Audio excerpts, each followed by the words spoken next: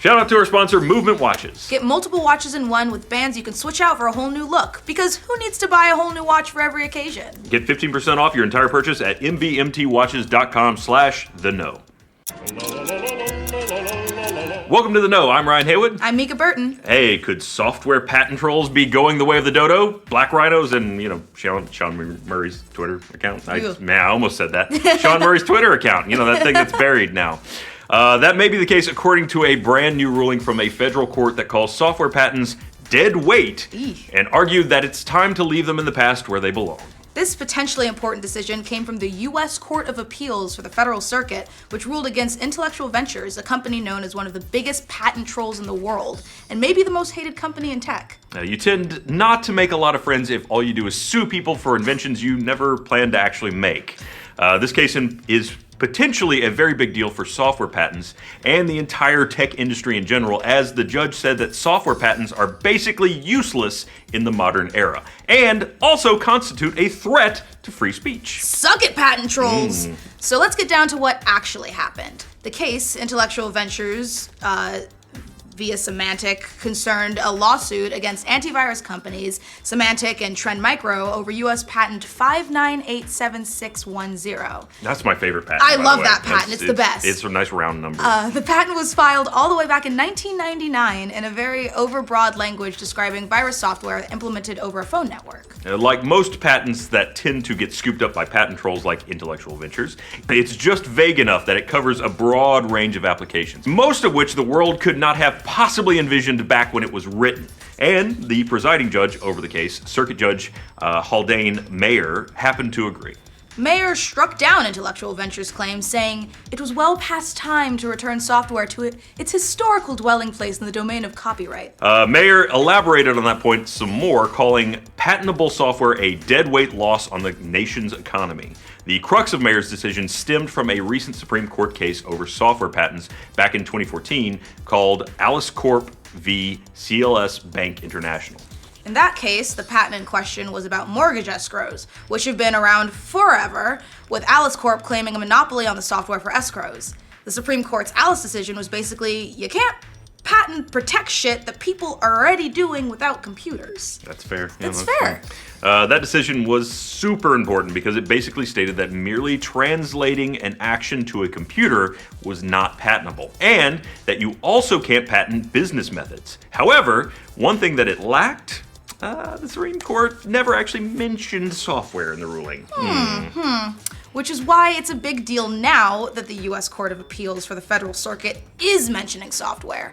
Judge Mayer pointed to Alice in his ruling against Intellectual Ventures, saying it sounded the death knell for all software patents. For those of you that don't know, and who wouldn't know? What? The U.S. Court of Appeals for the Federal Circuit is a pretty special court. Its authority is only outgunned by the Supreme Court itself. That's fancy. That's pretty big. That's some big guns. Plus, it's generally considered the presiding authority over all patent cases, barring a few exceptions. And its authority is nationwide, whereas most circuit courts are just localized. If this court is choosing not to honor the cases of patent trolls or any patents regarding software, that basically means that patent trolls could be dead in the water, since this is ultimately where all appealed patent cases ended up eventually. So, does this mean that you can no longer be the next Elon Zutternotch or whatever and can't invent your own software to make millions without somebody else stealing it? Well, no, not exactly. The judge in this case is arguing that software should be considered copyright material, not patent material. The distinction is that patents are meant to protect inventions, while copyrights are meant to protect authored works. So if software is protected and as copyright material, it means that nobody can yank your code and take your exact software and just call it their own. It's absolutely still protected by law. And shifting software away from patented protection is something that has been called for quite some time within the tech industry. The creation of software is an integral part of the U.S. economy, but tech companies spend an estimated $29 billion per year fighting lawsuits from patent trolls. Having to spend all that time and effort no doubt has a considerable effect on innovation. And the blame doesn't land in one particular spot. Yes, there are patent trolls like the Intellectual Ventures and VernetX, the company who just won $300 million from Apple in a case about FaceTime and iMessenger. Although this new ruling may help overturn that one when Apple inevitably appeals up the chain. I mean, I hate to see Apple win, but I know okay, you do. I'll I give know them this you one. do. But part of the blame also goes to the U.S. Patent Office, who has dished out software patents left and right over the last few decades. I mean, just willy-nilly handing them out All on the streets. Just in the last 2 weeks, they granted a patent for a display screen portion with graphical user interface, which is literally a screen with rectangles on it. The blame also partially belongs to local judges in various districts who continue to rule strongly in favor of some of these patent trolls. There's a particularly famous court in East Texas that sees more than 1,600 cases a year of the 5,800 that are filed. That's the same one that awarded Vernon X $300 million from Apple, by the way. So yes, the trolls do more than their fair share of trolling, but the system is designed in such a way that they're just operating inside the law. Hopefully, now that this new decision has been reached, the trolls will get the message loud and clear.